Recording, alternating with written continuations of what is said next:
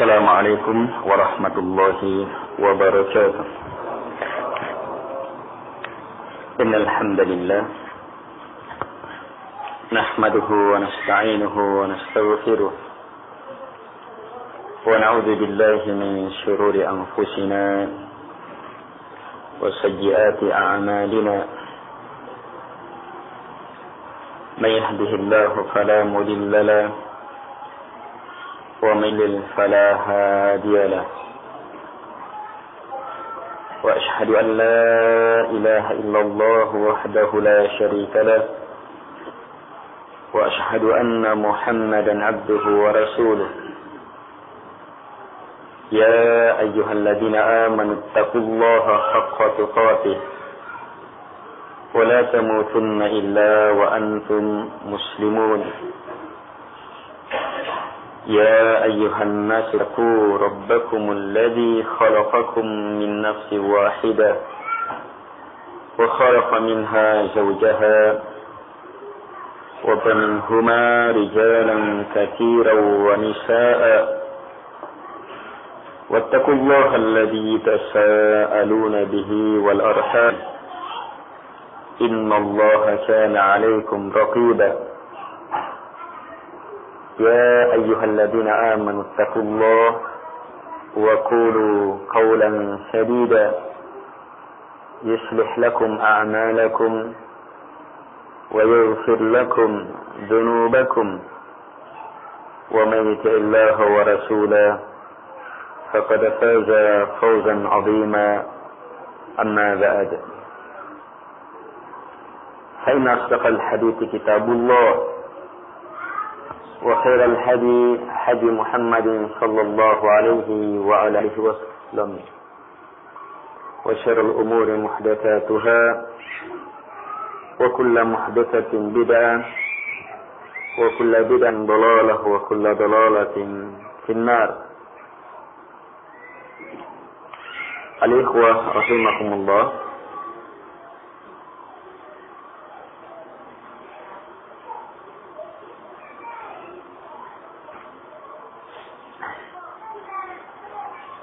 Kita bersyukur kepada Allah Subhanahu wa taala atas berbagai nikmat yang Allah Subhanahu wa taala limpahkan kepada kita. Dan pada kesempatan ini Allah Subhanahu wa taala menuntun kita untuk meraih kemuliaan dan keutamaan salat maghrib, untuk mendapatkan kemuliaan dan keutamaan jamaah maghrib,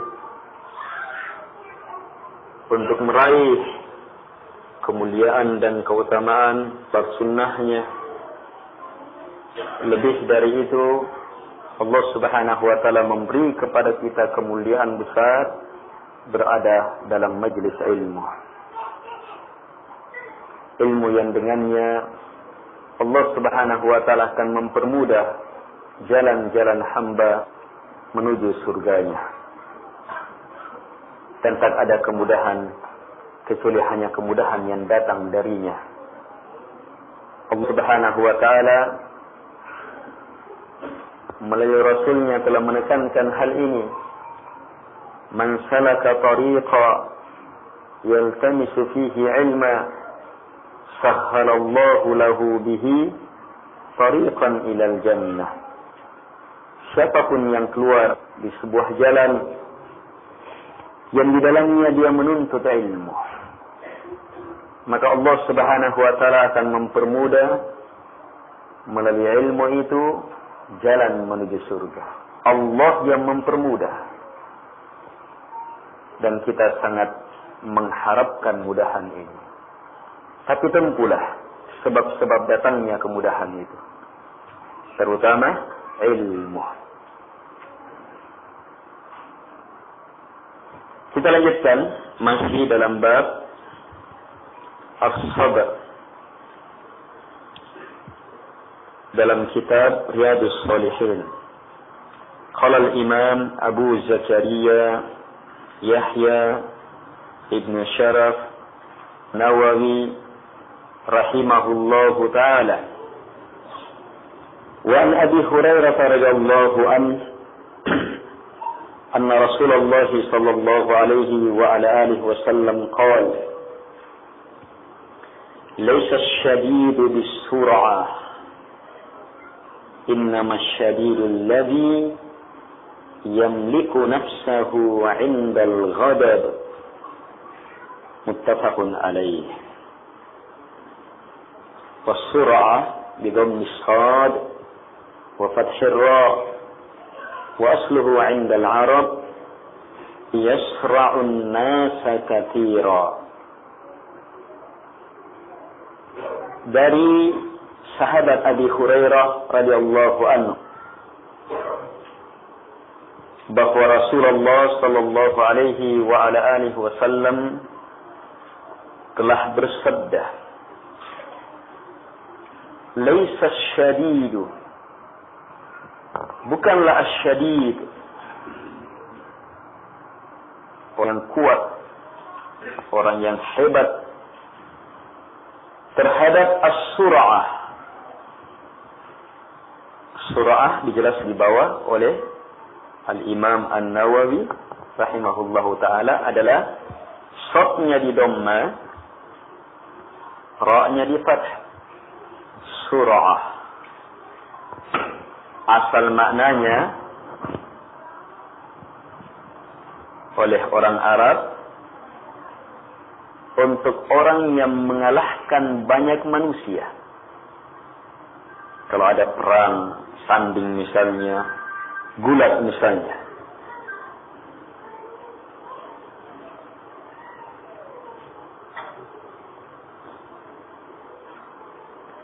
si Ahmad bertanding melawan si Ali. Ahmad menang dalam hitungan sekian detik, jatuh sudah si Ali.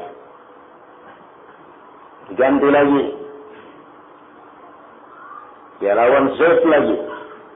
Zaid tersungkur juga. Diganti lagi. Ini namanya kuat dalam as-sur'ah. Sebab banyak sudah yang terkalahkan. Ini kuat. Tetapi justru di sini Nabi mengatakan laisa syadid bis-sur'ah. Bukan yang kuat dalam mengalahkan banyak orang. Perkara yang sebesar, bukan. Yang kuat dengan mengalahkan banyak orang bukanlah kekuatan yang sebenarnya. Terus innamas syadidul ladzi, tak lain as-syadid itu, yang kuat itu, yang hebat itu hanyalah yang yamliku nafsah, yang mampu menguasai dirinya. Indal ghadab, di saat marah.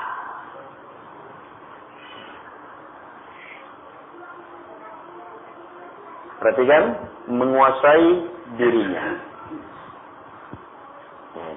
Apa artinya kita mengalahkan orang sementara kita sendiri terkalahkan oleh diri kita?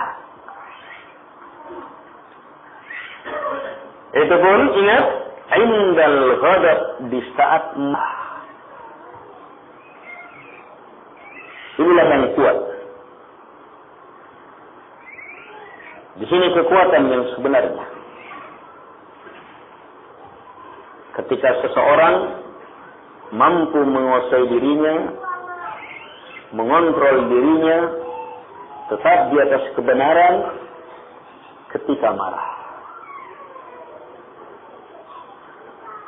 Dalam kondisi tidak ada yang menyebabkan kita marah, dalam kondisi tenang, banyak orang yang tidak bisa menguasai dirinya. Terus kalau ada bisa menguasai dirinya, sudah kuat? Belum. Tapi bagus sudah. Kalau dia sudah bisa menguasai dirinya, maka nanti teranggap kuat kalau dia mampu menguasai dirinya di saat marah.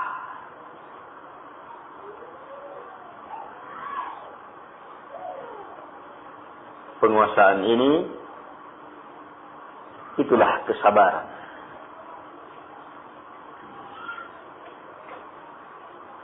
sabar menahan, memenjara, menekan, sehingga tetap dia mampu berada di atas ketentuan-ketentuan Allah Subhanahu wa Ta'ala,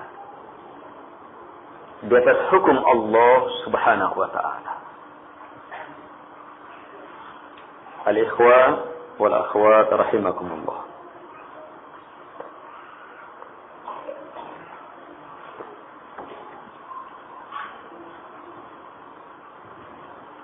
Penafian Nabi SAW di sini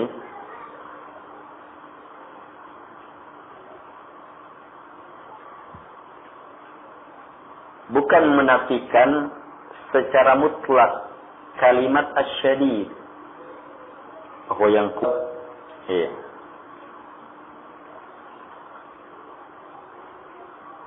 ketika mampu mengalahkan banyak orang, itu tetap kita bisa katakan syadid, kuat.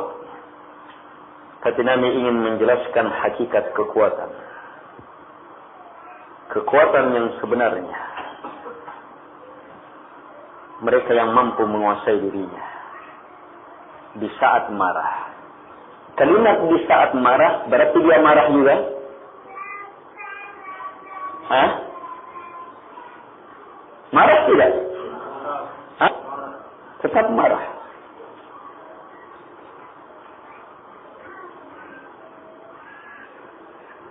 Jadi permasalahannya bukan bisa tidaknya kita terhindar dari marah. Siapa yang bisa terhindar dari marah? Terlalu banyak yang bisa menyebabkan orang marah. Nabi SAW saja marah. Bahkan kalau Nabi SAW marah, wajahnya memerah. Marah luar biasa. Bukan itu permasalahan. Permasalahannya adalah kekuatan seseorang menguasai dirinya di saat marah.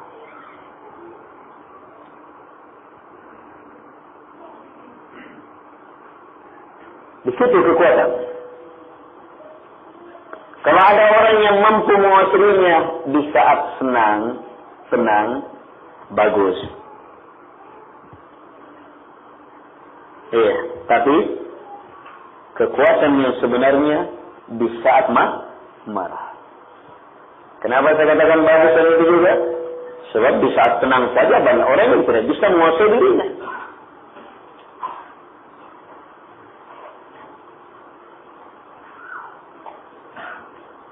Kaum muslimin dan muslimat yang dimuliakan oleh Allah Subhanahu wa Ta'ala,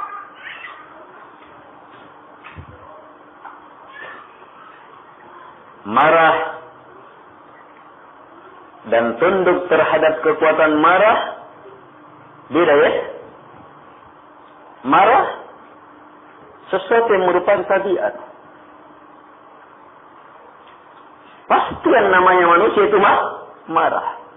Tapi hati-hati tunduk terhadap kekuatan marah. Ini jalur dari 3 jalur pintu syaitan yang merupakan pokok dari semua dosa. Ibn Qayyim rahimahullahu ta'ala menjelaskan usulul ma'asi 3. Pokok-pokok semua dosa. Sighariha wa kibariha, kecil dan besarnya ada 3. Ini pangkalnya. Yang pertama, ta'alluqul qalbi li ghairillah. Ketergantungan, keterikatan hati kepada selain Allah Subhanahu wa Ta'ala. Ini muncul syirik dalam berbagai bentuknya. Yang kedua, ta'atu quwwatil ghadabiyah, mentaati kekuatan marah, tunduk terhadap kekuatan marah.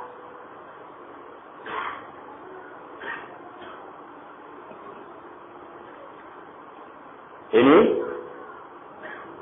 pokok kedua, sebab dari dosa. Mentaati kekuatan marah akan menyebabkan lahirnya kezaliman yang puncaknya adalah pembunuh. Dan yang ketiga, ta'atu quwwati syahwaniyah, mentaati kekuatan syahwat. Ini akan melahirkan perbuatan nista demi perbuatan nista, menjatuhkan seseorang ke dalam perbuatan keji kepada perbuatan keji selanjutnya, yang puncak-puncaknya adalah zina.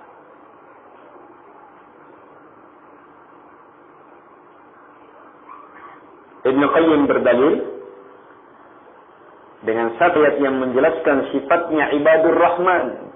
Dalam satu ayat Allah menyebutkan 3 sifatnya,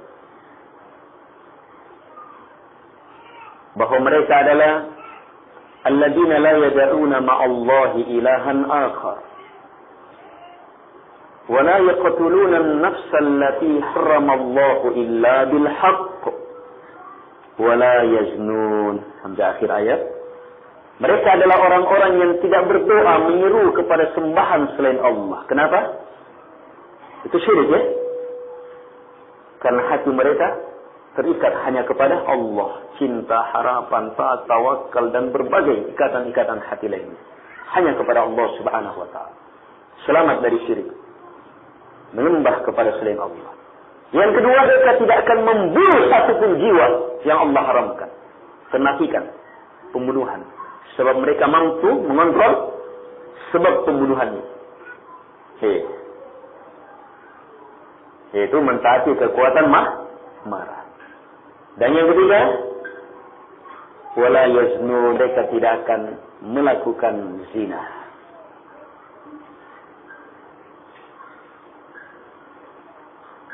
Kenapa mereka selamat? Sebab mereka mampu memiliki kekuatan mengontrol, tidak mentaati kekuatan syahwat. Coba lihat, satu saja Nabi sudah mengatakan inilah yang terkuat sebenarnya, yang mampu menguasai dirinya di saat marah. Bagaimanapun mulianya seseorang, tapi di saat dia tidak mampu mengontrol marahnya, langsung jatuh itu. Bagaimanapun terhormatnya seseorang, ketika pelampiasan nafsu marah ini dia nampakkan sudah, itu langsung jatuh kemuliaan. Marah itu seperti api yang membakar.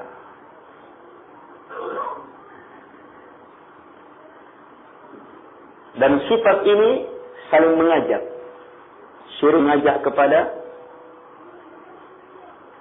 pembunuhan dan zina. Pembunuhan mengajak kepada syirik dan zina. Demikian seterusnya. Lihat orang-orang yang mentaati kekuatan marahnya. Seperti siapa? Orang-orangnya.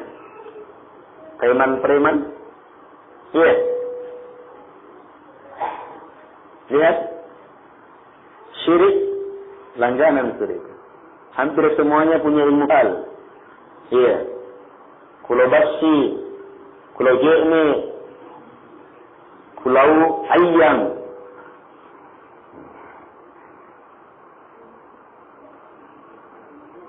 Perbuatan nista, minuman, wanita, sudah. Saling mengajak. Saling mengajak.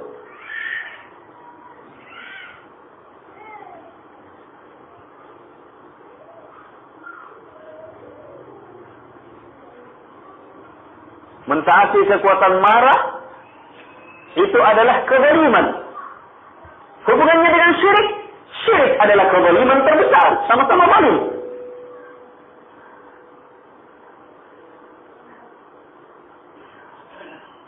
Hubungannya dengan zina sangat jelas.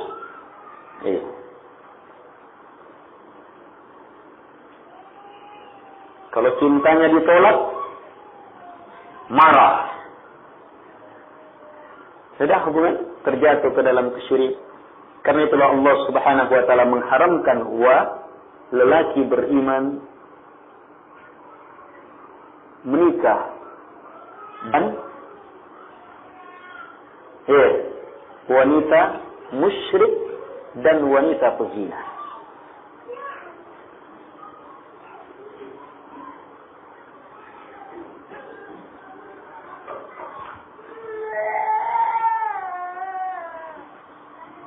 Laki pezina hanya diperuntukkan untuk wanita pezina atau wanita musyrik dan seterusnya.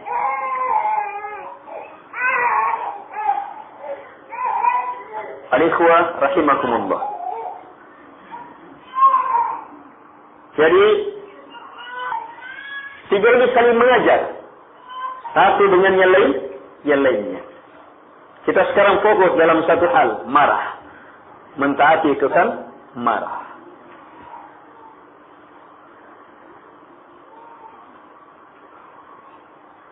Pernah lewat hadis, ada orang sangat bahagianya sampai akalnya tertutup. Karena bahagianya menjumpai tunggangannya yang hilang, sampai-sampai mengatakan, ya Allah, engkau adalah hambaku, saya adalah Tuhanmu. Tertutup akalnya, kebahagiaan yang meluap. Marah pun mampu mengantar ke sana.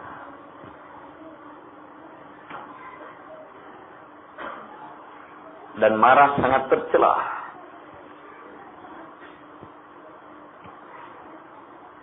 Ingin selamat darinya, ingin menguasainya, miliki kekuatan sabar.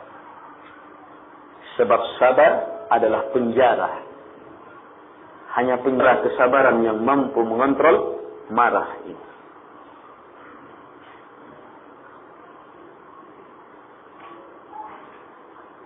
Kaum muslimin dan muslimat yang dimuliakan oleh Allah Subhanahu wa taala.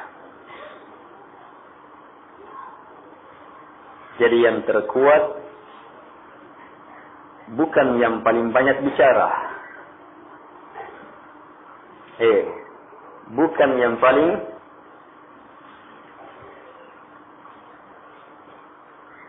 menampakkan sesuatu yang membuat seseorang ternganga-nganga dan semacam itu. Tetapi yang kuat adalah yang mampu menguasai dirinya di saat marah. Ini ukuran sangat jelas. Dan ini adalah tanda dari tanda-tanda kenabian Rasulullah sallallahu alaihi wa ala alihi wasallam. Ini kalau ahli jiwa melakukan penelitian kemudian baru bisa mendapatkan ilmu, perlu waktu berpuluh tahun.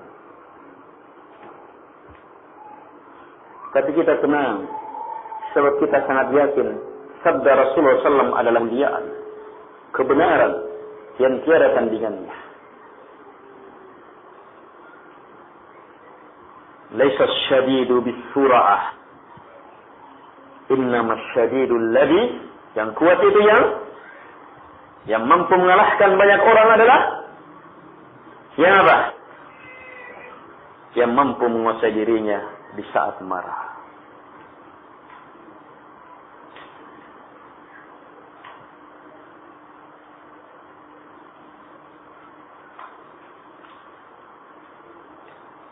Ketika Nabi sallallahu alaihi wa ala alihi wasallam mengutus Ali radhiyallahu anhu untuk memegang bendera perang Khaybar untuk melanjutkan pertempuran, Nabi bersabda, "Unfut ala rislik." Nabi suruh ambil maju, tapi Nabi mengatakan unfut ala rislik, maju, tapi ala rislik, dengan tenang. Padahal bukan awal peperangan ini. Pemegang bendera kaum muslimin sebelumnya sudah syahid. Tapi tetap disuruh tenang. Orang berperang itu luar biasa amarah itu. Tapi Nabi suruh tenang. Selbisit kuat.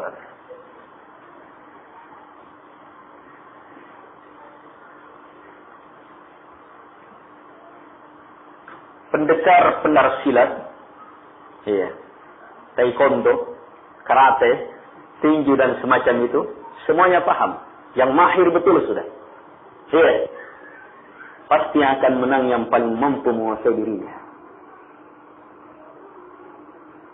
Iya.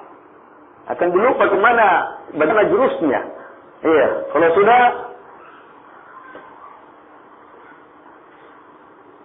kehilangan kontrol itu.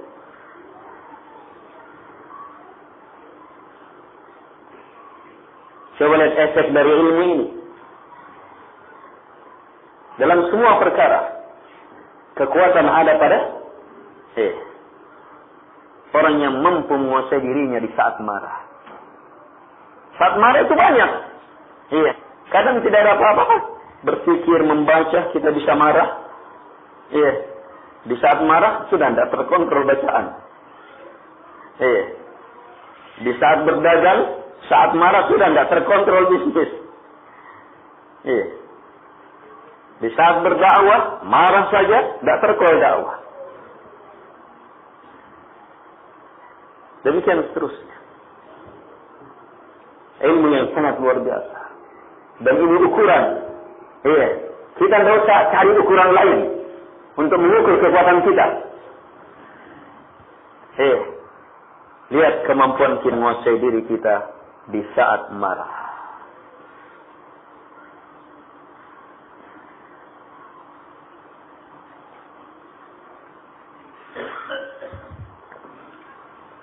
Lihat hadis kedua.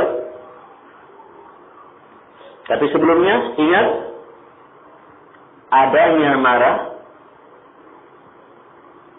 bukan ini yang menjadi permasalahan. Lihat ya, Nabi SAW marah. Sudah pernah lewat hadis marahnya Nabi? Ketika apa?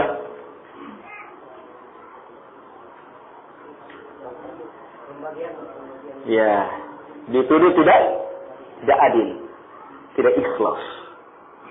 Oh, tuduhan yang sangat mengerikan.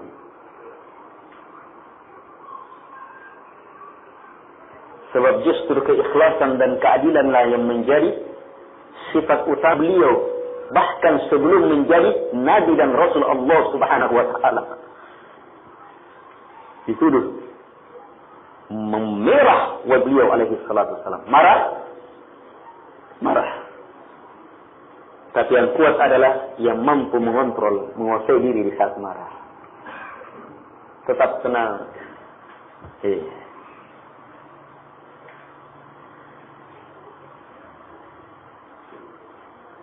Baik. Al-ikhwah rahimakumullah. Lihat hadis selanjutnya. Wa an Sulaiman ibn Surad radhiyallahu anhu.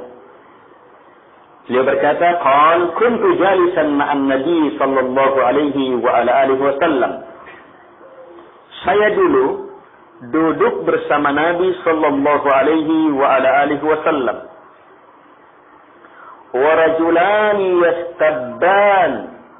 Dan ada dua lelaki yang saling mencaci. Jadi Nabi bersama sahabatnya duduk. Kemudian ada dua orang lelaki yang saling mencaci. Kalau sudah saling mencaci, gimana keadaannya? Dijelaskan, wa ahaduhuma qad ismarra wajhuhu. Satu dari keduanya sudah memerah wajahnya. Ini memerah karena saling membalas sudah. Berarti sudah tidak terkontrol ini. Faqala Rasulullah sallallahu alaihi wa ala alihi wasallam. Tunggu dulu. Wal safaqat awjaju. Bahkan urat-urat di kepala itu 6 sudah. Tegang luar biasa sudah ini. Maka Rasulullah bersabda, "Inni la'alamu kalimah." Sungguh saya betul-betul ilmui. Saya betul-betul tahu. Saya betul-betul yakni. Berarti ini ilmu wahyu ya. Ini wahyu. Yang Nabi yakin di atasnya. Tidak ada keraguan di dalamnya. Saya betul-betul ilmui kalimatan, satu kalimat. Lau qalaha, kalau seandainya dia ucapkan, siapa dia? Sudah memerah mukanya. Urat-uratnya sudah nampak keluar. Iya. Seandainya dia ucapkan, la dhahaba anhu ma yajid, maka lenyap apa yang dia jumpai. Apa yang dia jumpai? Akibat dari marah itu. Apa kalimat itu? Kata beliau, alaihi salatu wassalam, lau qal, kalau seandainya dia mengatakan, a'udzu billahi minasyaitonir rajim. Dhahaba anhu ma yajid. Saya meminta perlindungan kepada Allah dari syaitan yang terlaknat, maka akan lenyap apa yang dia jumpai. Faqalu la, maka orang-orang pun mengatakan kepada dia yang marah itu. Mereka katakan, Inna Nabi SAW qal, bahwa sungguh Nabi SAW sudah bersabda, ta'awwad billah minas syaitanir rajim. Minta perlindunganlah kepada Allah dari syaitan yang terlaknat.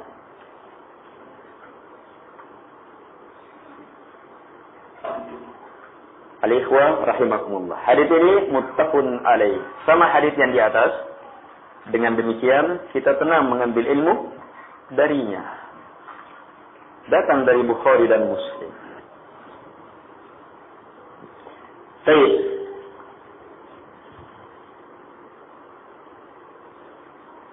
Di sini kita mendapatkan ilmu bahwa Nabi SAW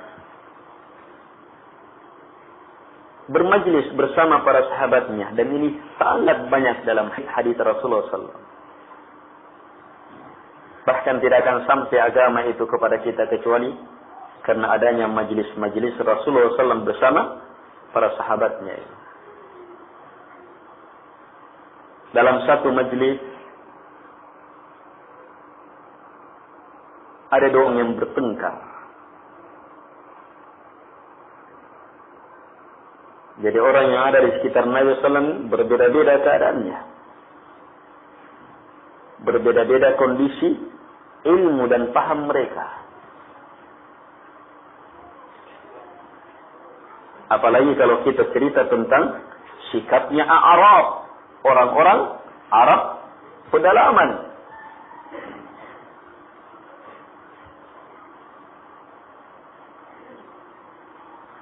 Maka lebih dari ini akan dia nampakkan dari di hadapan Rasulullah SAW. Ada bahkan kencing di masjid.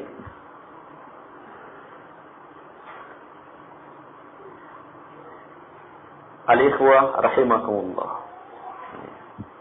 Tapi bukan artinya mereka tidak mau beragama, tapi kondisi mereka seperti itu keadaannya. Sudah hadisnya Arab yang bertanya tentang perkara besar, perkara tentang kaum. Ada kaum mau datang bertanya tentang agama kepada Nabi. Ada kaum yang mencintai sebuah kaum. Jadi ada orang yang mencintai sebuah kaum, hanya dia tidak bisa beramal seperti amalan orang-orang yang dia cintai. Maka Nabi pun memberi ilmu al-mar'u ma'aman ahabba. Seseorang akan bersama dengan siapa yang dia cintai. Ini Arab ya. Yang bertanya, begitu datang langsung teriak. Manggil Nabi. Bukan ya Rasulullah, ya Nabi Allah, ya Muhammad. Teriak lagi. Ya Nabi imbangi, teriak juga. Setelah itu ditegur sama sahabat Nabi SAW. Orang sudah dilarang mengangkat suara di hadap Nabi SAW. Sebetulnya sudah turun surah Al-Hujurat. Lihat Arab bilang apa? Saya tidak mau rendahkan suara saya. Mau dia apa sudah seperti ini? Iya. Langsung kita bilang, ini kafir, tidak beragama. Lihat, ini kondisi orang. Iya. Hidup di padang pasir memang harus teriak-teriak. Iya.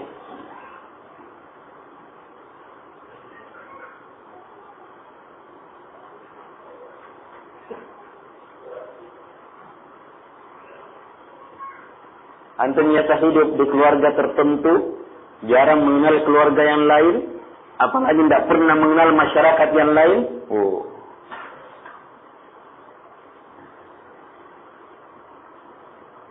Orang Jawa yang tidak pernah mengenal wataknya, keadaannya, bahasanya, budayanya orang Sulawesi. Iya. Begitu ada orang Sulawesi mondok di tempatnya, orang Sulawesi bilang, bunuh lampu itu.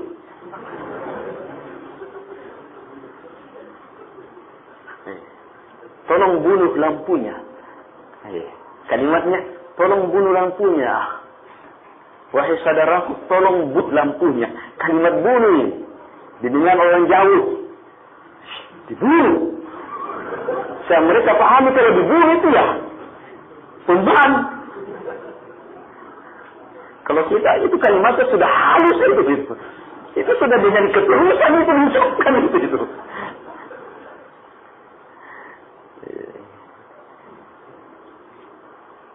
Nabi SAW memahami kondisi masyarakatnya. Tabiat orang-orang. Dan lihat, la ilaha illallah. Orang yang justru ditegur, jangan angkat suaramu, tapi balik menjawab, saya tidak akan turunkan. Tapi bertanya dengan pertanyaan yang sangat luar biasa. Inti agama yang menentukan agama manusia di dunia yang barzah dan di akhirat. Tentang cinta.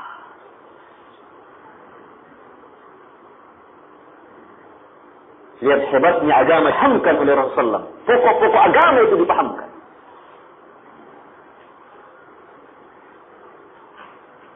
Di sini kita alami lagi. Ada dua orang yang saling bertengkar. Jadi bisa dipahami ya. Jadi jangan menganggap kalau orang yang sudah buruk sangka kepada Nabi, coba lihat keadaan orang-orang di sekitarnya. Ini ada hadisnya, muttafaqun alaihi lagi. Berarti itu majelisnya. Majelisnya Muhammad itu majelis penuh penuh debat, penuh ini.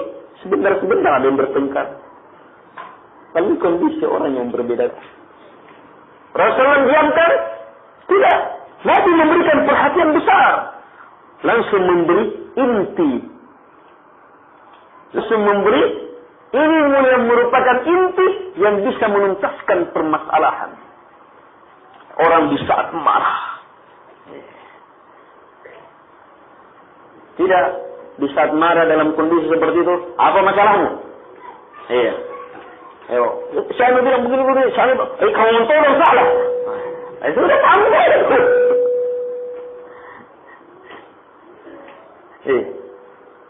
Di sini ada seorang. Tidak kepada orang itu dia beritahu, tapi kepada sahabatnya yang dekat. Saya sungguh betul-betul tahu ada nikmat. Kalau dia ucapkan pasti lenyap apa yang dijumpai. Langsung diberi ilmu yang merupakan jalan keluar dia dari godaan syaitan. Sebab Nabi tahu dulu. Dari doanya jelas sekali ya. A'udzubillahi minasyaitonir rajim. Berarti sudah kena pengaruh syaitan. Makanya disuruh minta perlindungan dari syaitan. Itu efek pengaruh syaitan sudah. Syaitan terbuat dari api. Dan syaitan yajri fi bani Adam majrad dam. Syaitan mengalir dalam tubuh anak cucu manusia, anak cucu Adam, seperti mengalirnya darah. Kalau ini memarah, memanasi, akan merah.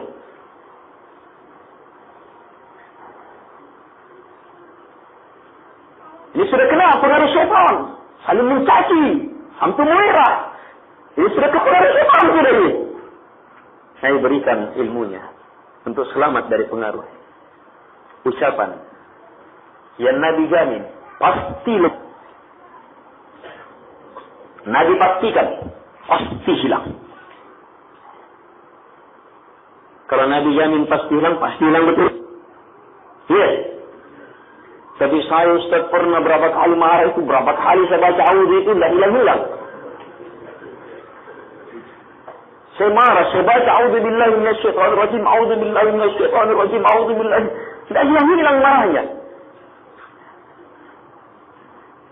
Berarti yang mana yang salah ini?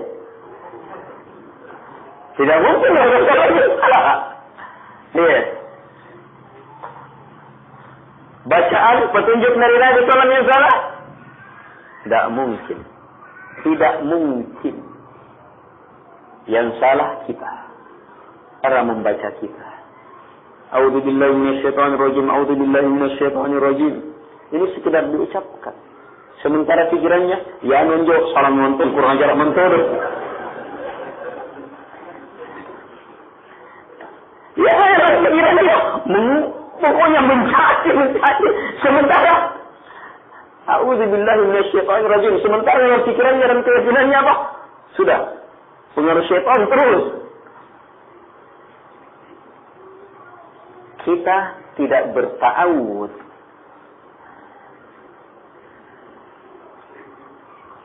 Nabi perintahkan mengucapkan supaya kita berada dalam kondisi ta'awud. Kondisi isti'adzah. Meminta perlindungan. Nabi jamin pasti lenyap apa yang dijumpai. La ilaha illallah. Ini ilmu besar, ikhwah. Ini ilmu besar. Seandainya orang mencermatinya. Jadi kalau mau dapatkan kekuatan a'udzu di saat marah, jadi berhubungan dengan hadis sebelumnya. Hadis sebelumnya hanya maskan yang kuat, yang mampu menguasai dirinya di saat marah. Bagaimana menguasainya? Ya kita hanya tahu, pokoknya bersabar. Harus bagaimana uraiannya? Bersabar itu menahan. Bagaimana menahan itu? Harus masuk dalam proses ta'awud. Dan ta'awud itu prosesnya muncul dari hamba yang sadar bahwa kekuatan diri dia semata tidak akan mampu menghadapi. Karena itu dia pasrah, minta pertolongan, perlindungan kepada Allah Subhanahu wa taala. Tidak ada yang bisa ta'awud, kecuali harus seperti itu.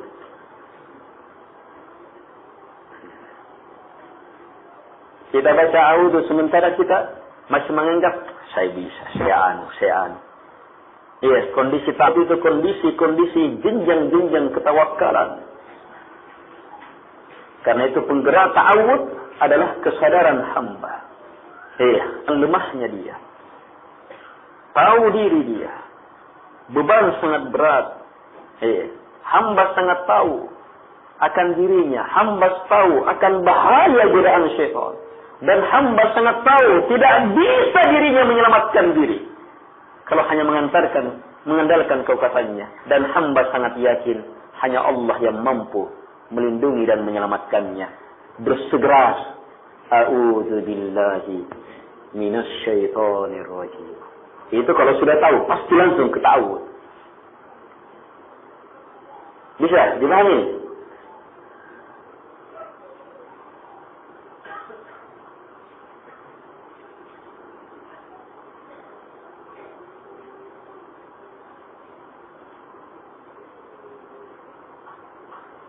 Jadi ada 3 hal kalau kita ingin masuk dalam kondisi ta'awud.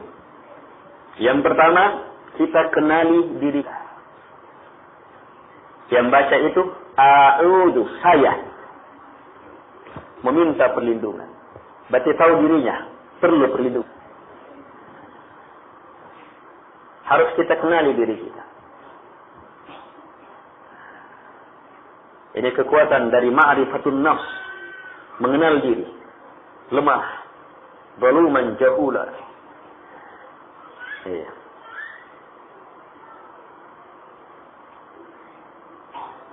Kalau hamba tahu dirinya lemah, maka miliki ilmu yang kedua, besarnya bahaya. Besarnya bahaya syaitan yang kita ingin berlindung darinya, atau bahaya apa saja. Doa-doa ta'awudz yang kepada bahaya. Qul a'udzu birabbil falaq min syarri ma khalaq wa min syarri ghasiqin idza waqab wa min syarri an-naffatsati fil 'uqad wa min syarri hasidin idza hasad. Qul a'udzu birabbin nas, malikin nas, ilahin nas, min syarril waswasil khannas alladzi yuwaswis. Iya, dan seterusnya. Segala yang membahayakan. Kenali, semakin kita kenal, maka orang akan melakukan upaya. Tapi kalau orang sadar dirinya dalam bahaya, tidak kenal bahaya itu, sulit. Ini yang pertama sebenarnya. Kenali diri di atas bahaya.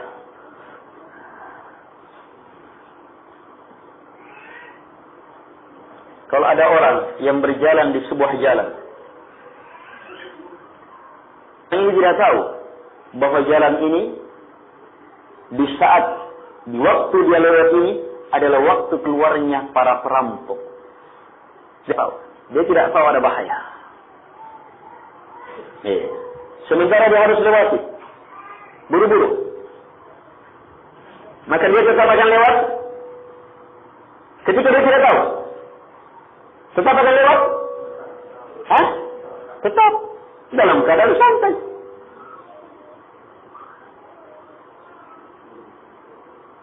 Naik mobil santai dia. Ketika di depan sudah ada rame-rame, ada sweeping banyak. Tetap santai saja. Dia siapkan SMK-nya, saya lengkap, tenang saja. Sambil makan kacang. Tetap lanjut. Sudah dia.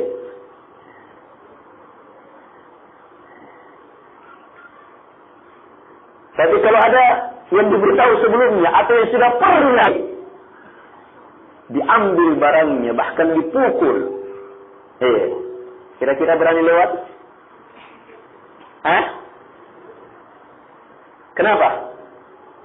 Kenapa? Sampai ilmu. Ini sikap kalau ilmu sudah sampai. Jadi contoh sangat jelas. Masalahnya banyak di antara kita ilmunya belum sampai bahwa syaitan itu berbahaya. Bahwa kesyirikan itu berbahaya.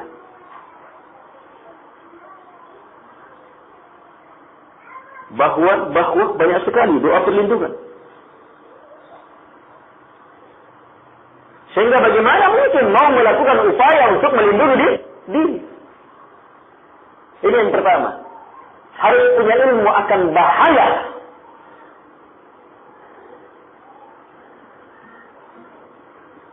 Dan ini lengkap dalam Quran dan Sunnah.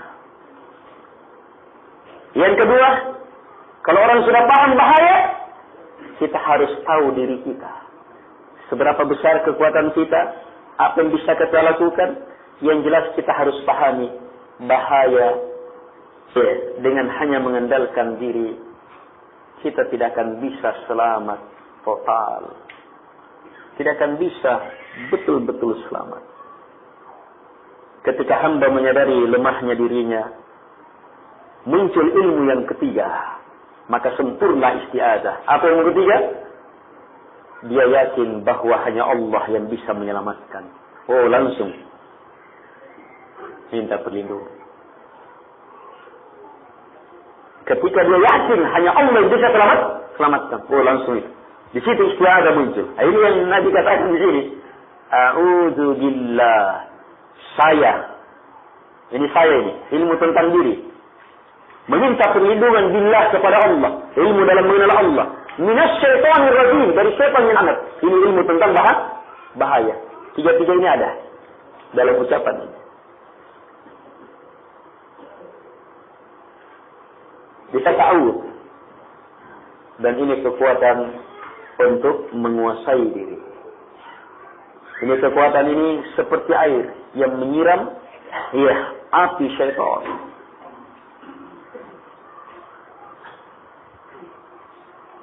Sebab a'udzu bukan sekedar mengingat Allah, tapi langsung berlindung.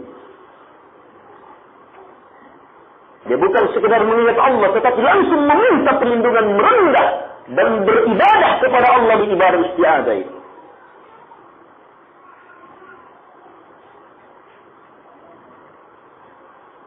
Kalau kondisinya marah, kemudian ada pembahasan saya pernah dengar baca a'udzubillahi minasyaitonir rajim.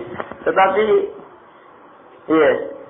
dia tidak tahu dirinya dalam bahaya, atau dia tahu sedikit, tetapi dia menganggap dirinya di saja. Sekedar coba-coba saja baca dulu. Coba apakah ada reaksinya atau tidak ya? Coba-coba saja. Atau dia ucapkan tanpa apa? Tanpa nilai ibadah, istiadah kepada Allah Subhanahu wa taala. Istiadah itu ibadah yang di dalamnya keyakinan bahwanya Allah yang bisa menyelamatkan. Di dalamnya terkandung thiqah, percaya betul kepada Allah Subhanahu wa taala. Di dalamnya terkandung ketawakkalan kepada Allah Subhanahu wa taala. Hasbi Allah wa ni'mal wakil. Ini mengantar kita untuk menyadari kelemahan kita dan berserah hanya kepada Allah Subhanahu wa taala. Dua ayat yang sangat saling berhubungan. Baik, ini dua hadis. Cukup dulu.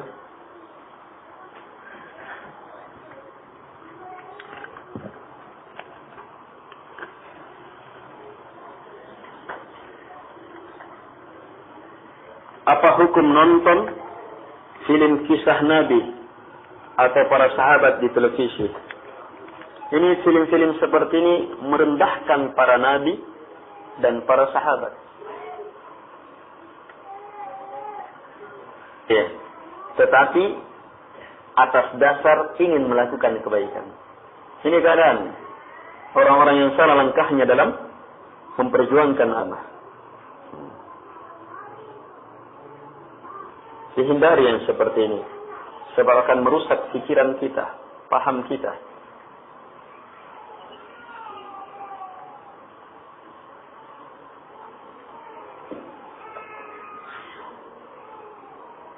Tolong jelaskan siapa Kahar Muzakkar.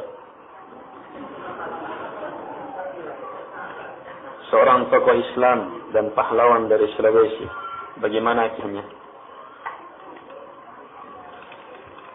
Tanya anaknya. Tanya anaknya. Pak Aziz Kahar tanya. Saya sendiri kurang kenal. Yang saya kenal ya, beberapa orang pendampingnya, beberapa orang anggota pasukannya. Beberapa orang ini di saat itu adalah orang-orang yang memiliki ilmu syaitan, ilmu kebal, ilmu sihir. Tapi ikut pengajian tobat. Di antaranya ada Bantaing, tokoh besar juga di kampungnya, meninggal sudah meninggal. Alhamdulillah setelah ikut dakwah beliau meninggal.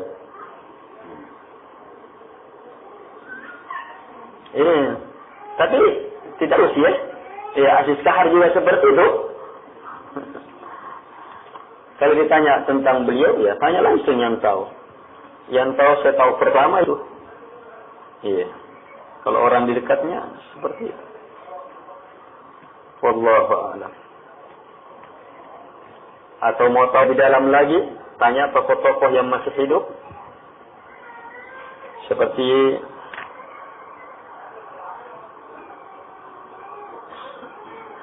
kalau Pak Kiai Marzuki sudah meninggal. Masih ada Pak Kiai Sulaiman juga sudah meninggal. Ini beberapa tokoh-tokoh yang banyak mengetahui hal itu. Tapi yang jelas Syamsuri Majid dan Kahar Muzakkar. Kalau Kahar Muzakkar Syamsuri Majid, maka Kahar Muzakkar adalah penjahat besar. Sebab Syamsuri Majid itu tokoh sufi yang sesat. Kalau Syamsuri Majidnya, itu jelas itu, tokoh sufi sesat.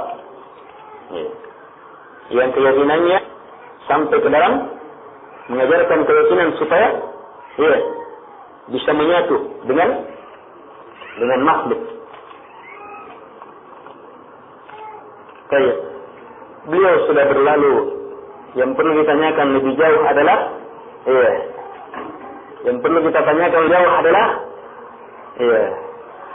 apa yang telah kita pahami dari Al-Quran, berapa yang kita sudah amalkan, dan seterusnya. Terus anak istri kita sudah paham juga? Sebab ada orang berpenyakit. Suka tak? Sebenarnya pertanyaan itu baik bagi orang tertentu. Tapi bagi orang yang berpenyakit, penyakit. Saya udah tanya pertanyaan yang memancing. Orang yang berpenyakit seperti ini tidak peduli keadaan dirinya, ilmunya, akhlaknya, akidahnya. Sementara akhlak dan akidahnya orang lain yang dia tanyakan. Tapi yang tanya di sini insya Allah tidak apa-apa. Mungkin sekedar mau tahu. Baik, sekian subhanakallah Muhammad. Asyhadu an la ilaha illallah. Wassalamualaikum.